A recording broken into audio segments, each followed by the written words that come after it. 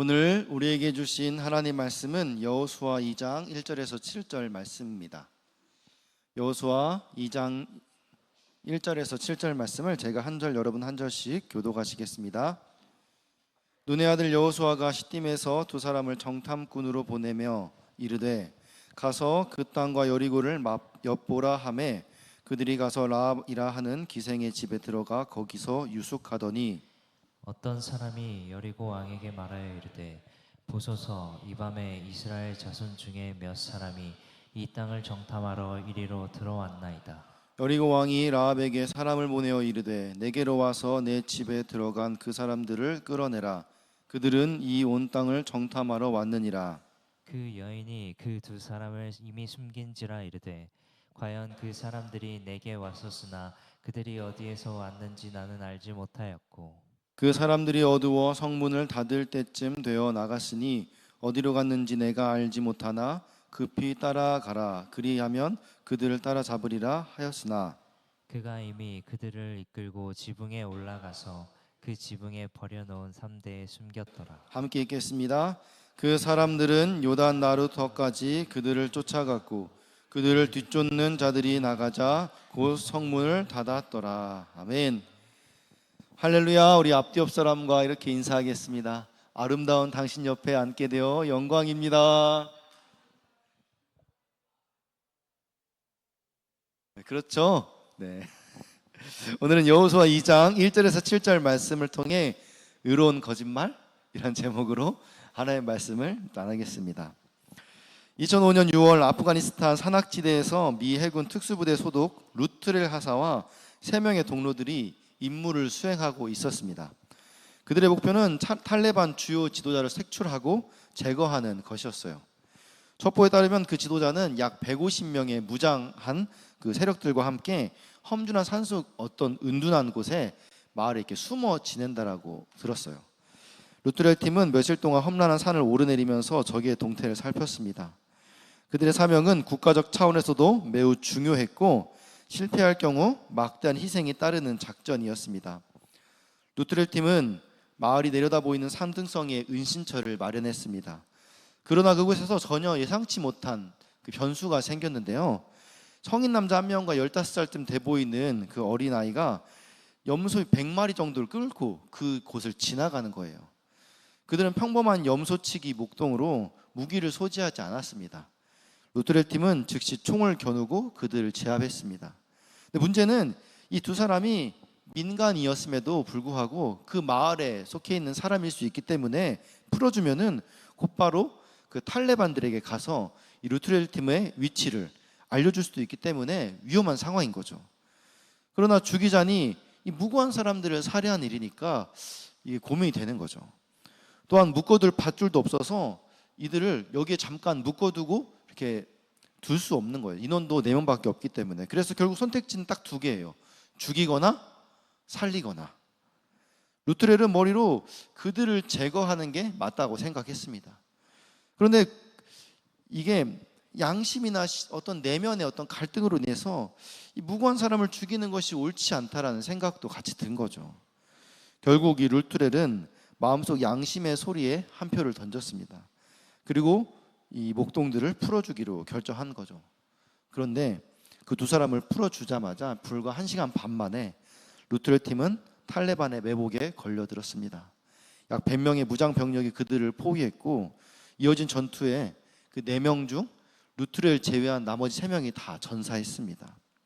뿐만 아니라 그들을 구하러 온 헬기마저 격추되어서 헬기에 타고 있던 16명이 모두 다 죽게 되는 비극이 벌어졌습니다.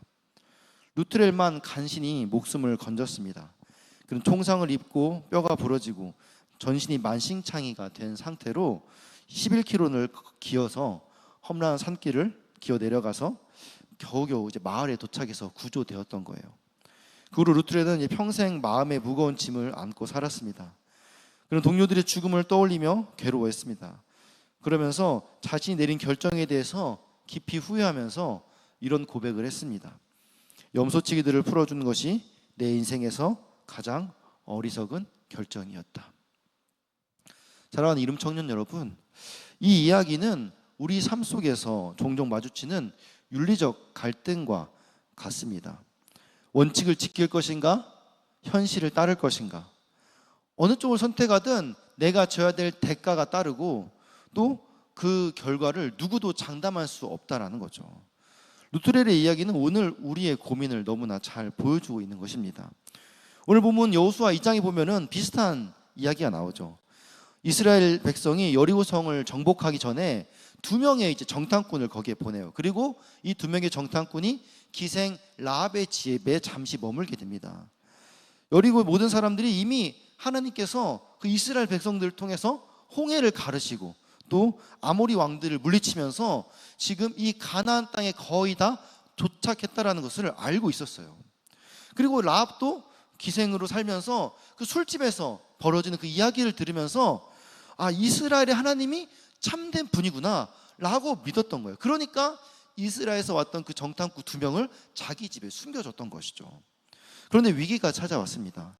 이 정탐꾼들이 이 라합의 집에 들어갔다라는 첩보가 들어온 거예요. 곧바로 수색대가 파견되어서 라합의 집을 수색하려고 했습니다. 그때 라합은 이 정탐꾼들을 지붕 위에 숨겨두고 그리고 수색대에게 이렇게 말하는 거죠. 정탐꾼들은 이미 성문 밖에 멀리 나갔으니까 빨리 쫓아가라. 그러면 잡을 수 있을 것이다.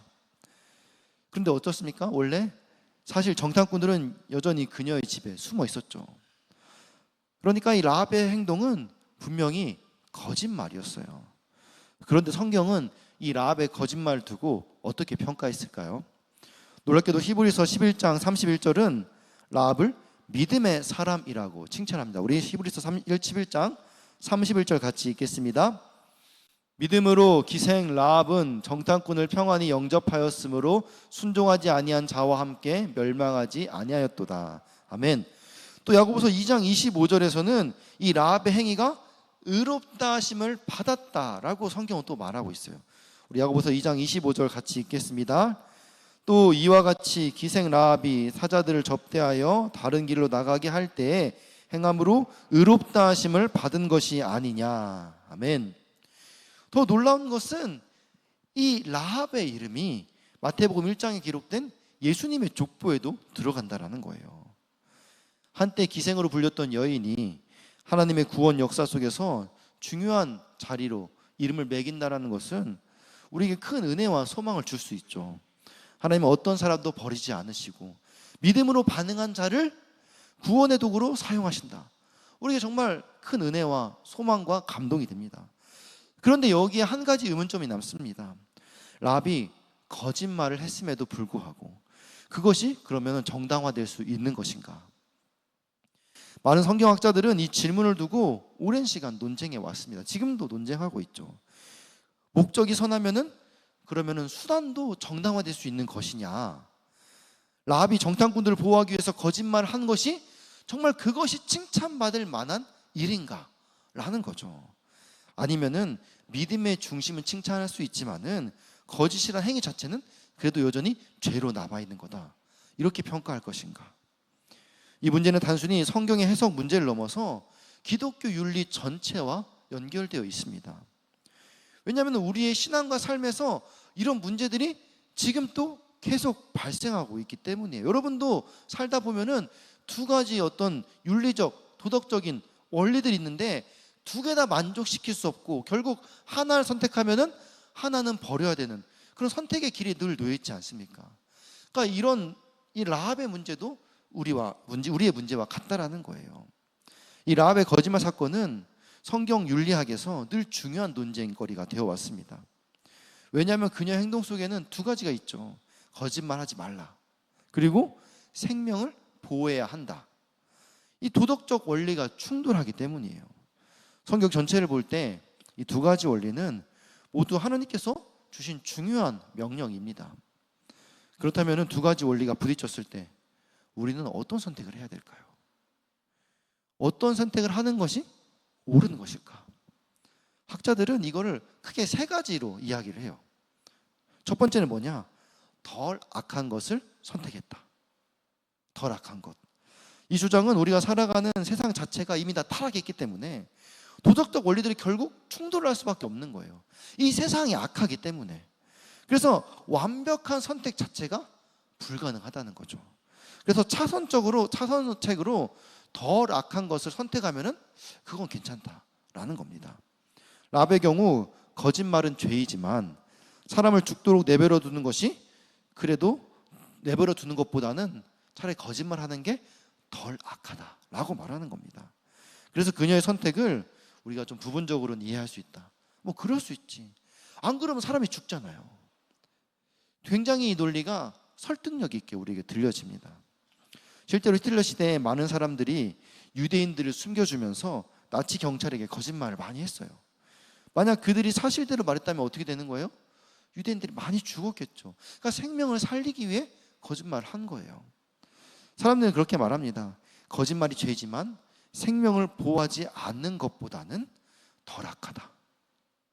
그런데 이 문제는 덜 악한 것도 결국은 죄라는 거예요. 따라서 이 주장에는 반드시 회개가 전제되는 겁니다.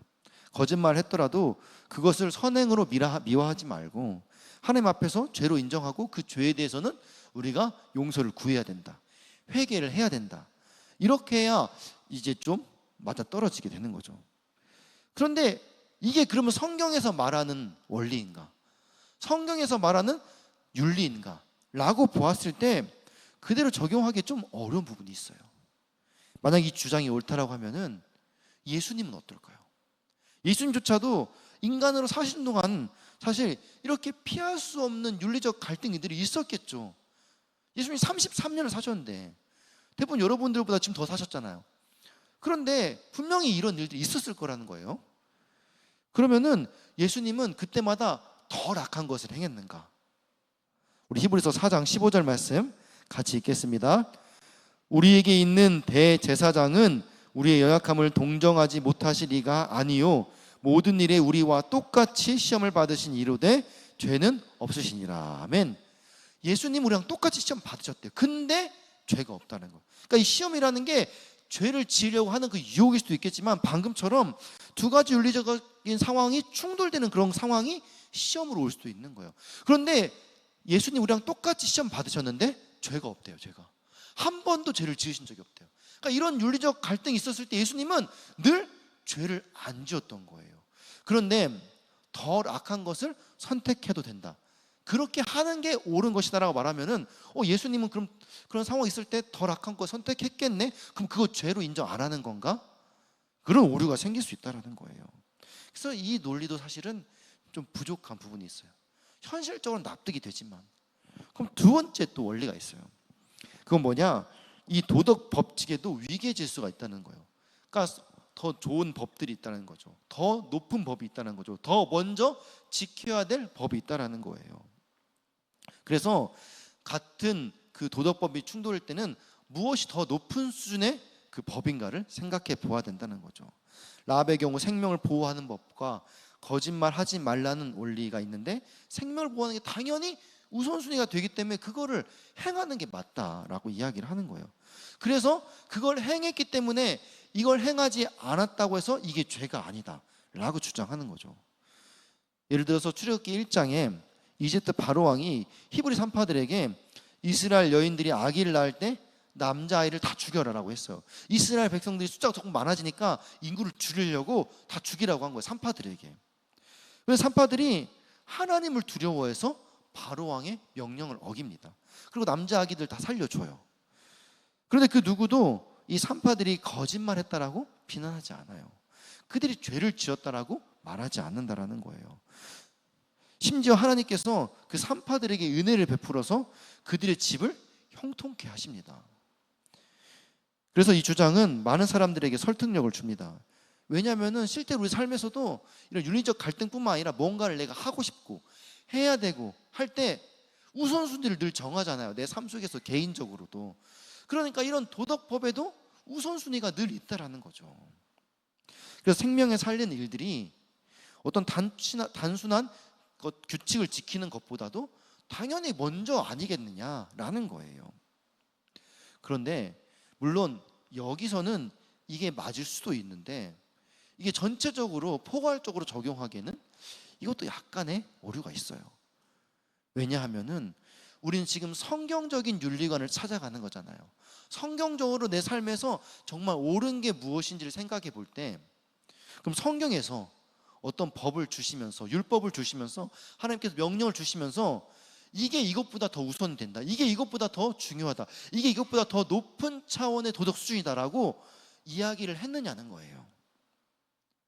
성경에서 그런 걸 얘기한 적이 없어요. 결국 그것을 판단하는 기준이 누구입니까? 우리 인간의 주관성이 결국 들어가는 거예요. 그러니까 그 모든 원리 가운데 그럼 이게 정말 하나님의 뜻이냐, 하나님의 원리냐라고 물어볼 때 의문이 생기는 거죠. 그래서 다윗도 자신의 목숨을 노리는 사울이 눈앞에 있는데 사울을 죽일지 말지 너무 고민이 많았던 거예요. 그를 죽이면은 하나님께서 기름 부은 사람을 내가 어떻게 죽일 수 있냐라고 생각을 한 거죠. 근데 죽이지 않으면은 또 이 사울 때문에 지금 자기와 함께 있는 400명의 공동체가 다 위험한 상황이 되어 있는 거예요. 어떻게 보면은 이 사울 한 명을 죽일 것이냐, 공동체 전부를 내가 다 헌신할 것인가 라는 그 위기, 문제 앞에 서 있게 되는 거죠. 그래서 다윗도 무엇이 더 우선순위 되는지를 정할 수 없어서 결국 결정하지 못하고 그냥 멈추게 되는 거죠. 다행히 하나님께서 그 400명의 그 다윗의 용사들 다 살려주셨죠. 그런데 어찌됐든 그 기로에 있을 때 선택을 못했어요. 뭐가 우선순위인지 정할 수 없었던 거예요. 그럼 마지막 세 번째 주장이 있어요. 그건 뭐냐면은 반드시 방법이 있다는 거예요. 라합이나 또 애굽의 히브리 산파, 또 다윗의 경우에도 절대적인 도덕법이 동시에 부딪히는 것 같지만은 실제로는 분명히 그것들이 대립하지 않는 방법이 있을 것이라는 거예요. 우리가 찾고 구하면 반드시 그 방법이 존재한다는 거예요. 이 주장은 고린도전서 10장 13절 말씀을 근거로 주장하는 견해인데, 우리 고린도전서 10장 13절 같이 읽겠습니다. 사람이 감당할 시험 밖에는 너희가 감당할 것이 없나니 오직 하나님은 미쁘사 너희가 감당하지 못할 시험 당함을 허락하지 아니하시고 시험 당할 쯤에 또한 피할 길을 내사 너희로 능히 감당하게 하시느니라. 아멘. 무슨 말이에요? 하나님께서 시험 당할 때마다 피할 길을 내셔서 그것을 감당하게 하신다는 거예요. 어떤 상황에서도 우리가 죄를 피할 수 있도록 길을 열어 주신다는 거예요. 라합의 경우도 거짓말을 하지 않으면서 정탐꾼을 살릴 만한 방법을 찾아봤어야 된다는 거예요. 이미 그 첩보에 의해서 정탐꾼들이 라합의 집에 들어갔다는 사실이 왕에게 알려졌어요. 라합이 몰랐을까요? 기생 여잔데 술집에서 드는 소문들이 많은데 하루 전에라도 미리 알았겠죠. 그러면은 다른 방법들을 좀 찾아볼 수도 있었을 거라는 거예요. 예를 들어 라합이 거짓말이 아닌 침묵을 선택할 수도 있고, 혹은 시간을 끌면서 병사들의 주의를 끌고 있을 때 몰래 뭐 뒷길로 보낸다든지, 아니면 뭐 술집이라는 특수성을 활용해서 막 질문을 회피한다든지, 뭐 다른 질문으로 막 대화를 막 흐름을 바꾼다든지 해서 그렇게 좀 상황을 바꿔볼 수도 있었다라는 거예요.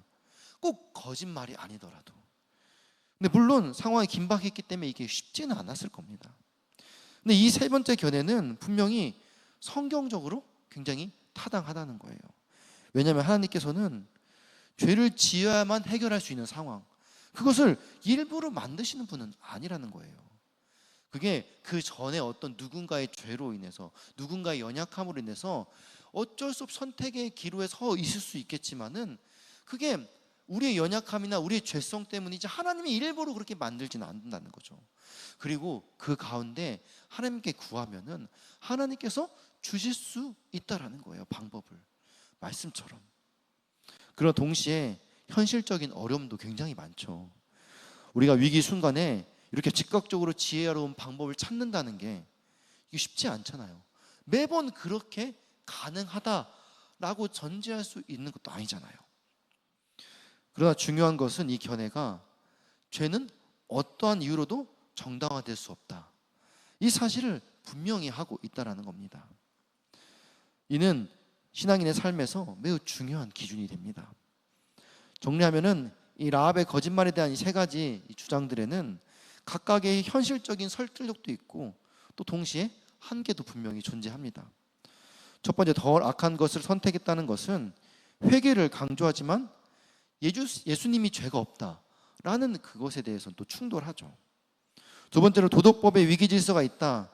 이거 굉장히 현실적이죠. 우선순위가 있다는 거니까. 근데 결국 이것도 인간의 주관성에 의지한다라는 거예요.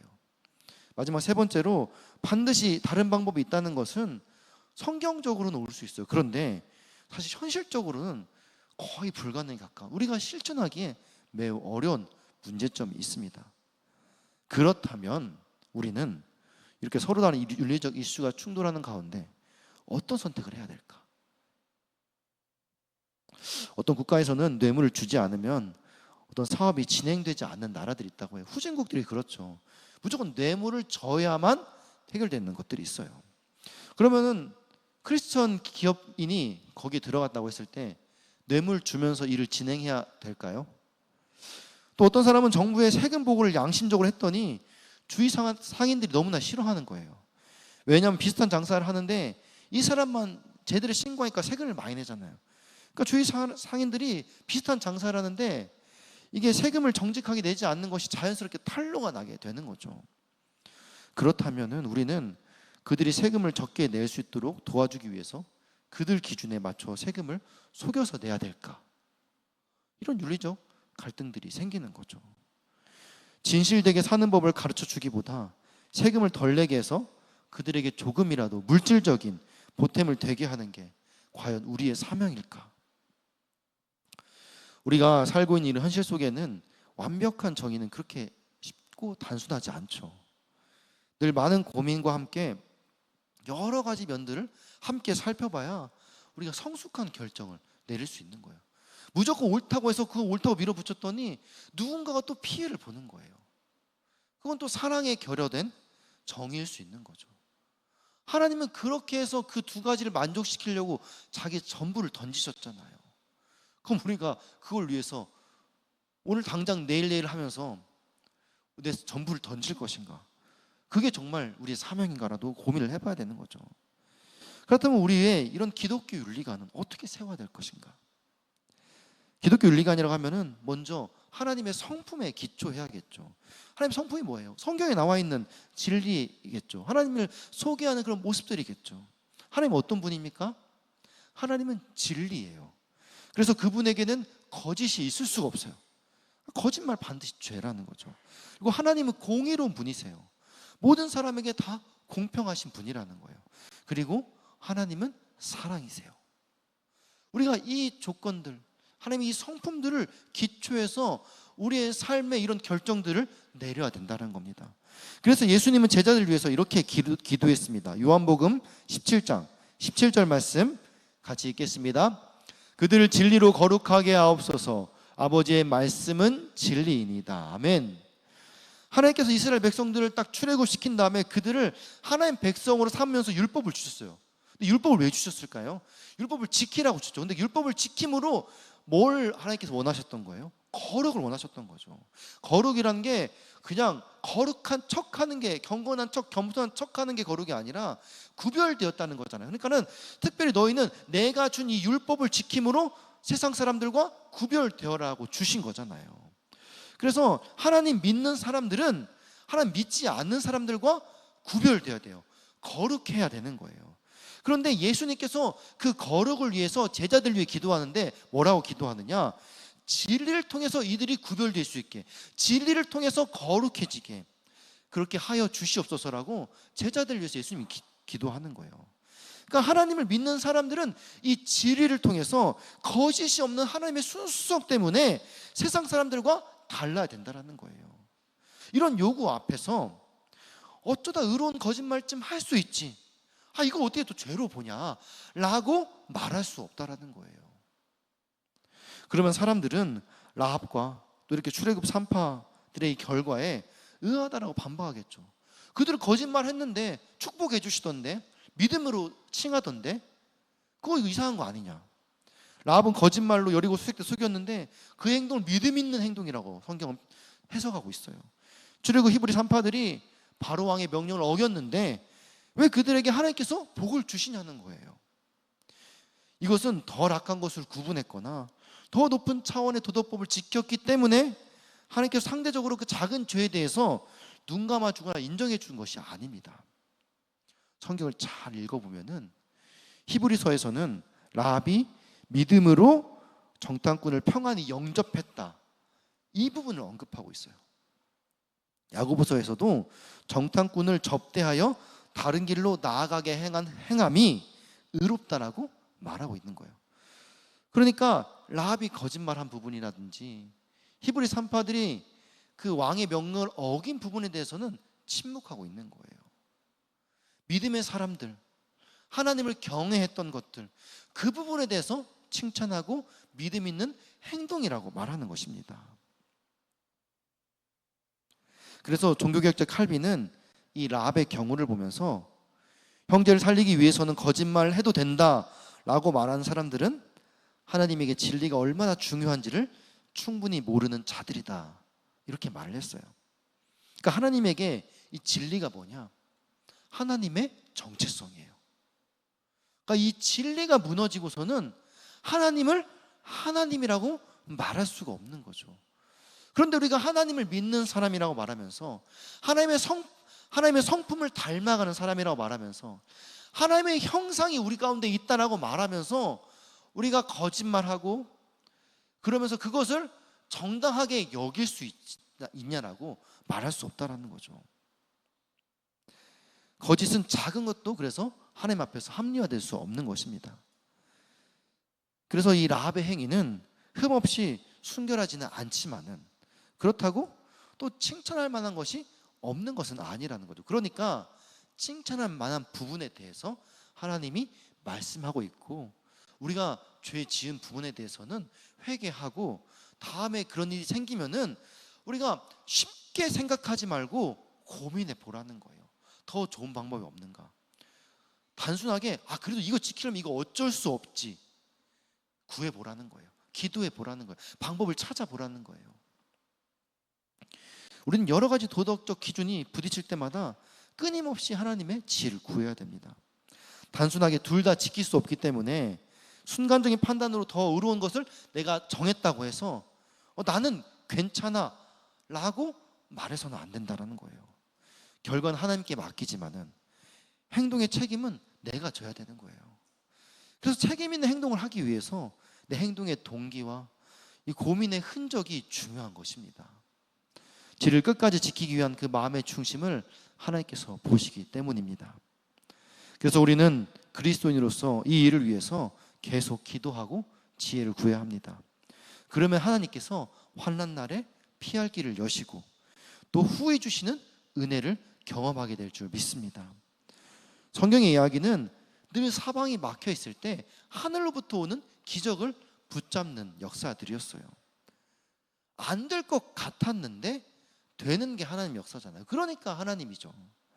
좀 전에 언급했던 뇌물을 주지 않으면 사업이 진행되지 않는 나라에 크리스천 사업주가 갔어요. 실제로 날마다 몇 달 동안 관공서에 찾아갔다고 합니다. 그랬더니 어느 날 관공서 직원이 그만 오라고 말하면서 그냥 허가를 내줬대요.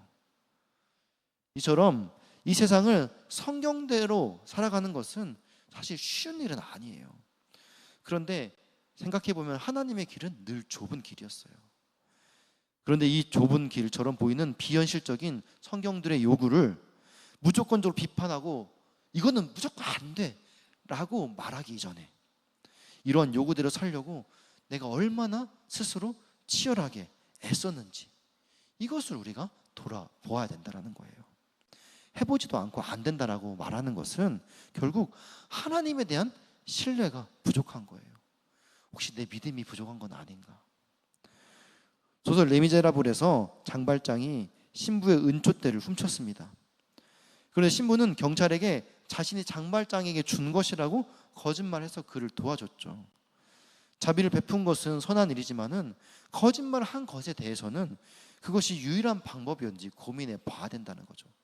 그리고 이미 내가 거짓말했다면은 그래도 내가 이 사람을 살리기 위한 거짓말이지 라고 합리화하지 않고 그럼에도 불구하고 내가 지은 죄에 대해서 하나님 앞에 정직하게 고백하고 회개하고 다음에 이런 일이 있을 때 내가 어떻게 하면 좋겠습니까?